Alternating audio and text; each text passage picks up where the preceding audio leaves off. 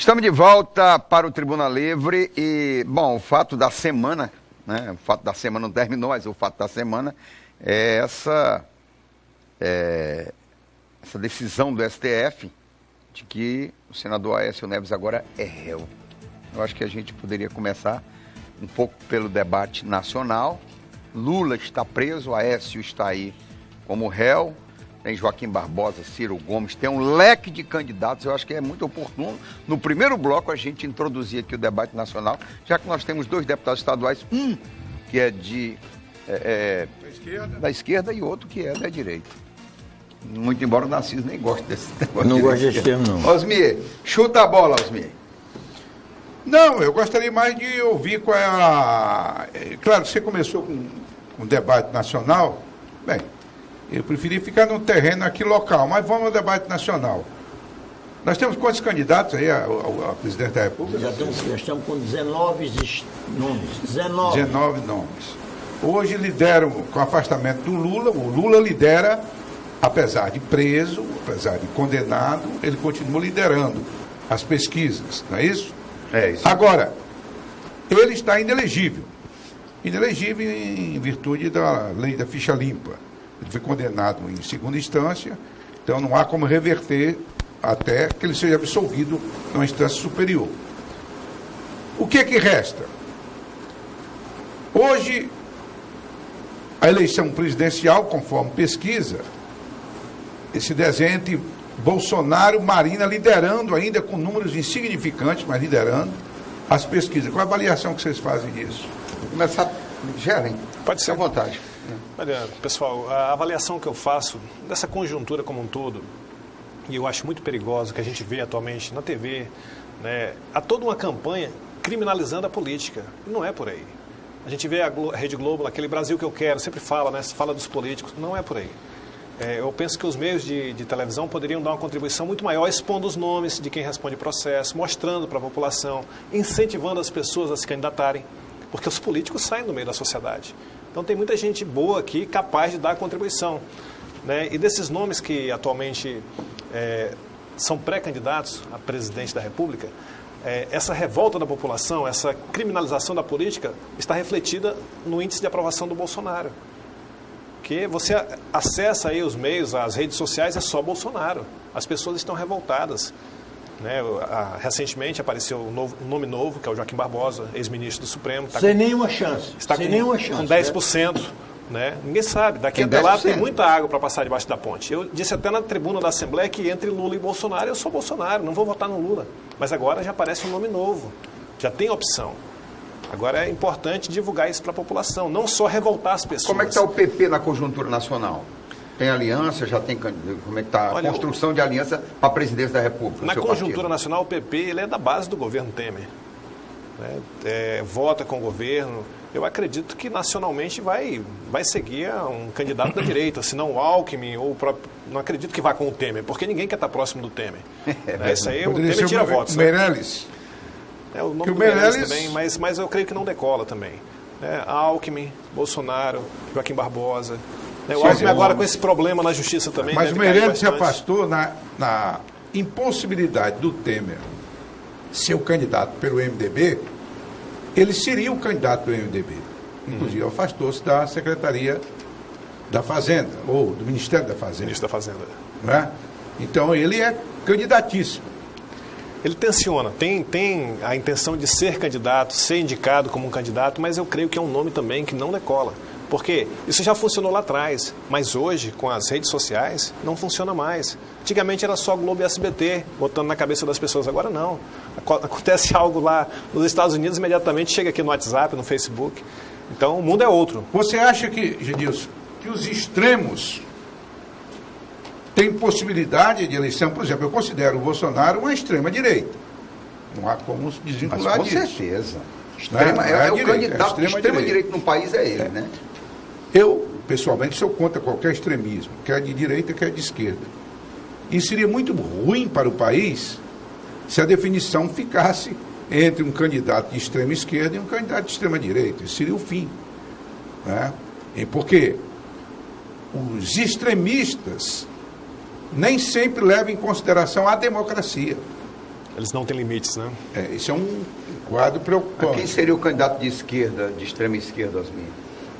Você vê no Brasil? Porque você falou que tem o Bolsonaro, mas a Manuela do PCdoB não é. De extrema esquerda.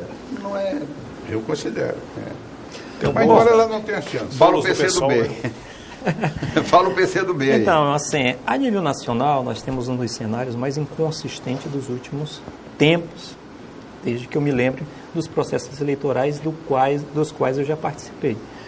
Nós temos aí um candidato que estava despontando, ou seja, que tem a preferência da população, que é o Lula, que não será mais candidato, né? Com isso, o Bolsonaro, por conta da candidatura do Lula, também estava numa crescente para fazer o contraponto, sobretudo a esses sentimentos que se instalou no Brasil de ódio, de intolerância, né, em função da maneira, como o deputado Gerli disse, como a questão política está sendo tratada.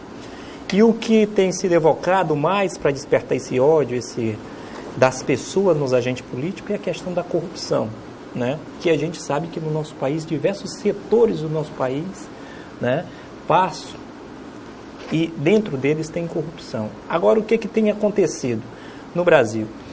Era para que a justiça punisse os corruptos de maneira justa, ou seja, e não disseminar o ódio que hoje está no nosso país. Você não pode postar mais nada. Mas você acha que a justiça é culpada pela disseminação? Na rede social, eu acho mais a imprensa que tem focado nisso, alguns setores da imprensa, do que a justiça. A justiça precisa ser feita de maneira justa, ou seja, sem esses espetáculos que a gente tem visto acontecer no nosso país.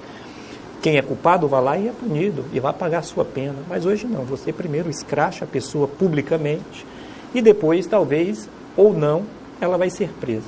Ou talvez ela irá pagar a sua pena ou não. Então, acho que isso não constrói um país melhor. Eu acho que a maneira como o Brasil está sendo conduzido, desde o ponto de vista da espetacularização dos processos que deveriam ser mais internos, e desde o ponto de vista da disseminação, do ódio no meio político, isso não constrói um país melhor. Não constrói, porque o que acontece? Ninguém vai resolver os problemas do Brasil em outro setor, a não ser na política. E hoje está perigoso você participar do meio político. Hoje, né? Não, mas quem é corrupto não pode participar, ou é perigoso para quem é corrupto, né? A política, né, está um ambiente muito incerto hoje. Então, o que eu acho? Eu acho que nesse cenário, mais a nível nacional, as coisas também estão um pouco incertas. Vejo que os candidatos, como você falou, não considera a Manuela uma candidata extremista, apesar que o PCdoB é um partido de esquerda, que não é um partido, né, da extrema esquerda, é um partido que tem uma história no nosso país, mas a Manuela tem um perfil de uma candidata, né, que dialoga bem com a juventude, com as mulheres, que dialoga bem com esse sentimento de um Brasil, de um projeto... Ela tem quanto nas pesquisas? De um projeto de desenvolvimento 3%, nacional, né? Já passou de 1%. O candidato para passar de 1% no Brasil, o Marcos Alexandre começou com 3% aqui em Rio Branco, então uma candidata do PCdoB. É uma esperança, né? Não estou dizendo que a Manuela vai ser presidenta da República, ou seja, vai ganhar as eleições para presidenta da República. Eu acho que é uma boa candidata, tem um bom perfil. Agora, eu acredito muito que essa eleição vai ficar mais aí, né, entre os candidatos, aí, nem tão à esquerda, nem tão à direita. Nós temos candidatos aí, por exemplo, que não cresce tanto, mas, no meu ponto de vista, tem um bom perfil. Eu acho que o Ciro Gomes tem um bom perfil para ser presidente da República, porque eu sinto no Ciro Gomes alguns elementos, no que pese ele ser um pouco radical em alguns comportamentos, em algumas situações, mas eu vejo no Ciro Gomes um cara que ele tem uma concepção muito importante de desenvolvimento social, muito qualificado, né, muito qualificado, é um cara que se preocupa com a soberania brasileira. Então, eu acho que, nesse momento, nós precisamos de um candidato com esse perfil. Um candidato que se preocupe com o Brasil, que cuide do Brasil, não um candidato que, de repente, faça negociata com os interesses econômicos do nosso país. Eu queria ouvir o Narciso. Narciso, você sabe que a sua análise aí sobre o quadro hoje, né? Uma dificuldade. Eu acho muito antiquado a gente discutir a política nacional, a nossa e a do restante do mundo, sob o prisma de esquerda e direita. Você sempre se posicionou assim, Eu né? nunca gostei. Mas é Até uma porque, realidade. Se você imaginar de onde se originou essas denominações, você vê que ela é ridícula. É. Porque os gerondinos se sentavam à Sentava à direita, esquerda, falavam em francês, e o jacobino à esquerda, sob o comando de Robespierre. Aí Direita e esquerda. Direita. hoje, ninguém pensa igual os jacobinos pensavam, nem que os gerondinos pensavam. Então, mas, seguindo essa linhagem, eu prefiro o que denominou Espírito Amin, um deputado do PP. Diz que no Brasil a política é como um violão, você pega com a esquerda e toca com a direita. Né? É Porque interessante. você sabe que nem você consegue voto com discurso de direita e nem que você governa com discurso de esquerda. Essa que é a O realidade. Lula mesmo disse que na oposição ele podia fazer firula. Mas Não. para governar o Brasil Se ninguém você pode fazer imaginar, firula. quando o Lula assumiu a presidência da República, que para mim ele ia explodir esse país, ele trouxe Meirelles para ser presidente do Banco Central, já imaginou? Recém-eleito deputado federal pelo PSDB. Ex-presidente do Banco de Washington, né? Era, o Banco Boston, era o presidente. Botou para ser Do Conselho. ministro da Agricultura, o maior fazendeiro do Brasil. Botou para a indústria de comércio, o maior industrial do Brasil, dono da... Então, O vice era empresário. Hein? O vice era vice era empresário. o Zé O maior de empresário Alencar. de Minas Zé de Gerais. então o que eu vejo... Mas, assim, o que eu por esse vejo, momento, você acha que o O que Ciro me Gomes diz... preocupa neste momento é porque numa sociedade democrática, na medida que vai se aproximando uma eleição, é como se fôssemos todo mundo para uma festa. Porque uma eleição no regime verdadeiramente democrático é uma festa. Festa democrática. E você disputa até a abertura dos votos, depois trata de se unir todo mundo. O Brasil vem se desunindo há muito tempo. A origem disso. Você acaba de dizer que o Aécio acabou de ser Transformado ser em réu. Isso. transformado em réu, na primeira dos 9 processos que respondem. Eu diria, Aécio não está fazendo nada mais, nada menos de que provando do veneno que ele criou. Você acha que foi ele que criou essa situação? Foi. Quando perdeu para Dilma? Foi. Aécio Peça nunca, fundamental. Eu quero ouvir o Aécio sobre isso nunca aceitou a derrota para Dilma, e até porque, eu diria mais, se ele aceita aquela derrota e se mantém como um estadista, porque você Naturalmente. na eleição, na vitória, você tem que demonstrar humildade. E na Mas, derrota Ciro, você tem que demonstrar grandeza. Mas o que me preocupa Eu nessa queria. eleição agora, até aproveitando o que você afirmou, é exatamente aquilo que você disse. Estão transformando a classe política numa classe criminosa. E isso é muito perigoso para a própria democracia. À medida em que você não, através da imprensa, não sabe distinguir bons e maus políticos, como em toda a sociedade organizada, há bons e maus profissionais. Né? Agora não, estão colocando que hoje um político não pode estar num bar, entrar em qualquer lugar com a sua identificação, que ele é agredido de onde. Isso é muito ruim. Teve aquele episódio lá do bairro Isso é muito Jorge ruim, Viana, porque que vinha há lá do políticos Japão. corretos. Agora, o mais grave, Narciso, que eu vejo, e eu gostaria de ouvir o comentário de vocês, o mais grave é que muita gente decente, boa, correta, vai dizer, eu não quero votar mais. Aí que está o perigo. E pior é que Porque os quer bons votar, não não querem quer mais participar. participar. Não quer votar não mais. quer votar, vai lá, ok. não vai dar voto para ninguém. Aí o que vai acontecer? O eleitor pilantra continua votando. E vai votar nos seus... E o político Assemelhado. pilantra continua se candidatando. Exatamente. Então, E recebendo esse voto. A gente pode pensar da seguinte forma, né? Isso aí, essa ação, né, de criminalização da política, está servindo a quem? Está a serviço de quem? Porque as pessoas de bem não vão querer entrar na política. Para ser destratado num restaurante, no meio da rua, não vão. Aquele que não tem caráter, aquele que não tem pudor, as portas estão abertas para ele não está nem aí se vai ser xingado ou não. Ele vai ali buscar um refrigerante e não volta mais. Então, nós temos que pensar quem está servindo esse tipo de atitude. Mas voltando um pouquinho, Narciso, com relação ao Aécio, isso aí não deveria ser algo incomum. Né? Numa democracia desenvolvida, por exemplo, americana, o cidadão ser transformado em réu, responder um processo, é algo natural. Porque nesse momento, eu sou formado em Direito pela UFAC, deve prevalecer o princípio do indúbio pro societate, ou seja, na dúvida, em favor da sociedade. Se há dúvida se ele é inocente ou culpado, investiga-se. Lá na frente, na hora do juiz sentenciar, aí sim, indúbio pro réu. Mas nesse momento inicial, não, quando o MP oferece a denúncia. Então isso aí, num país com a democracia mais sólida, deveria ser algo normal. É senador, vai responder o processo, ao final se provar que é inocente, tudo bem. Mas nesse momento tem que haver a denúncia e tem que haver a aceitação da denúncia. O deputado Gerlens, há críticas ao procedimento de alguns casos na Lava Jato. Você falou que até advogado, né? E a OAB questiona publicamente, vai para cima e tal. Esse programa aqui tem debatido muito o artigo 5º da Constituição, que estabelece a presunção de inocência. Eles foram constituintes, já se debatemos com juízes aqui, com políticos, senadores, deputados federais e tal. E qual é a sua avaliação sobre a questão da presunção da inocência, principalmente quando o próprio ministro Gilmar Mendes está dizendo, olha, a prisão em primeira instância, ela está sendo a prisão definitiva. Olha, a avaliação que eu faço é o seguinte, inclusive recentemente o Supremo negou o habeas corpus do Lula e não julgou as ações declaratórias de constitucionalidade, não é, a respeito da prisão em segunda instância, após a condenação em segunda instância. O que acontece é o seguinte, você vê excessos, e isso aí causa medo. Mas a gente não pode pegar a exceção e transformá-la em regra.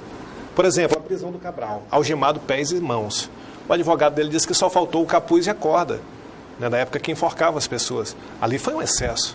Mas aquilo ali não é a regra. Assim como, por exemplo, a condução coercitiva para ouvir, aquilo ali já é uma exposição tremenda. As pessoas já, hoje com as redes sociais, o que aconteceu com o prefeito de Rio Branco, por exemplo, aquilo ali é péssimo, tanto para o cidadão como para a democracia. Né? Deve prestar depoimento, que seja intimado. Né? Agora, se a partir dali o cidadão passa a destruir provas, supostas provas, aí sim, aí já há razões para que seja decretada a prisão. Vários órgãos têm medo, têm receio e combatem o processo que tramita no Congresso sobre abuso de autoridade? Olha, com relação a isso aí, né, com relação ao abuso de autoridade, também tem que ser feito algo. Inclusive a lei de abuso de autoridade, ela foi revogada já. Né? O Supremo já declarou ela inconstitucional, se não me engano, ela era de 64. Mas tem que haver um controle. Um juiz, um promotor de justiça, você não também pode... é policial rodoviário federal, Sim, né? Eu sou policial Carreira, há 18 anos. Né? Eu me formei em Direito pela UFAC, sou bacharel em Direito, né? Não sou advogado. Né? Eu nunca exerci porque o policial é impedido de exercer a profissão. Mas eu ainda tenho esse desejo. Quando eu me formei, meu sonho era advogar. Mas voltando aqui para a questão do abuso. Da forma que há hoje, tem que haver também uma reforma no Judiciário, no Ministério Público, porque há muitos excessos também. As pessoas têm medo de falar a respeito disso. Claro que 99% são cidadãos de bem, trabalhadores e querem o melhor para a sociedade, mas tem aquele 1%, né, que comete excessos. Não pode acontecer. E o que acontece com essas pessoas? Quando um juiz ou quando um promotor ou um procurador da República comete um deslize? A aposentadoria compulsória. É um prêmio, né? Se aposenta integralmente. No outro Genilson, depois eu quero falar sobre esse assunto. Só concluindo, Astério, ele pode perder o emprego? Pode, mas desde que haja uma decisão judicial. Promotor e juiz só perde a função por uma decisão judicial. É diferente dos demais funcionários públicos. Eu posso ser exonerado por um processo administrativo. Isso não acontece. É uma garantia também para a magistratura. Não digo que deve acabar, mas deve haver uma mudança para evitar os abusos. Deputado Genilson, só lembrando que o deputado Gerlens, que é formado em Direito pela UFAC, ele é formado em Medicina em Cuba. Isso. É médico. Infectologista cubano. Cubano não. Tarauacaense de Isso. Cuba. Sou tarauacaense, fiz medicina em Cuba. Isso. E fiz a residência aqui no Brasil, especialidade pela Universidade Federal do Acre. Então, eu estava querendo dialogar com essa frase, com esse sentimento que o Narciso colocou aqui, a origem desse sentimento de intolerância e dessa problemática toda que nós estamos vivendo na política no Brasil. Isso se originou da falta de humildade de um político quando perdeu a eleição. Eu me lembro muito bem quando o discurso do Aécio, a primeira sessão que houve depois que ele perdeu para Dilma, o discurso dele que disse que não aceitava a derrota e que ele ia transformar esse país, ia tocar fogo nesse país. Mas a Dilma, sangrar, né? A história de sangrar, né? Então, assim, tudo aqui... Mas a Lava Jato não tinha nada a ver com esse momento, ela começou com o Alberto Youssef. Sim, mas não, o que... A Lava Jato começou no primeiro mandato da Dilma. O Alberto Youssef. Só pegou carona. Isso. Mas isso aí foi fundamental para o impeachment, né? Isso foi fundamental para o impeachment, que gerou toda essa problemática, essa desestruturação do nosso país, que alguns falam que hoje, economicamente, nós estamos melhor, mas isso não se aplica no dia a dia da vida das pessoas. A gente tem percebido como a vida no nosso país, é uma percepção que eu tenho. Eu acho que o Temer, quando assumiu o governo brasileiro, ele assumiu diante de uma grande pactuação com muitos setores da política, internos e externos. E depois que ele assumiu o nosso país, ele tem trabalhado no sentido de pagar esses compromissos que ele assumiu, né? Entre esses compromissos que ele assumiu, né, estão a entrega de algumas questões ou de alguns bens brasileiros que representam soberania nacional e que ele já negociou. A Petrobras, pré-sal, a comunicação, telecomunicação, entre outras coisas. Por isso que eu, na minha fala inicial, eu disse que nós precisamos de um candidato Estatizante. não que tenha o Estado, né, que encharque o Estado. Um Ciro Gomes. Um Ciro Gomes, por exemplo. Foi ministro do né? Itamar, ministro do Fernando Henrique também. Pode ser um bom candidato. Ciro Gomes é um foi bom ministro candidato. do Fernando, né? Eu não sou defensor do Estado Itamar e do mínimo, Lula. né? Eu não sou defensor do Estado mínimo, mas também não concordo que questões que representam soberania para o país fiquem na mão dos Estados Unidos ou da China ou de quem quer que seja. Né? Nós precisamos fazer com que as coisas que representam soberania para o país, energia, água, indústria, com que elas estejam na mão. Alguns setores, né? Minerais, né? E esteja na mão do Estado. Né? Agora, há aqueles que advogam pelo Estado mínimo, enquanto maior o Estado, maior a corrupção, eu não me oriento por essa tese. Né? Narciso, a palavra está com você depois do intervalo. A gente já volta com você, tá bom? Nós vamos no intervalo, primeiro bloco, vamos para o segundo bloco, conversando com o deputado Genilson Lopes e Gerard Diniz. Daqui a pouco voltamos. Já.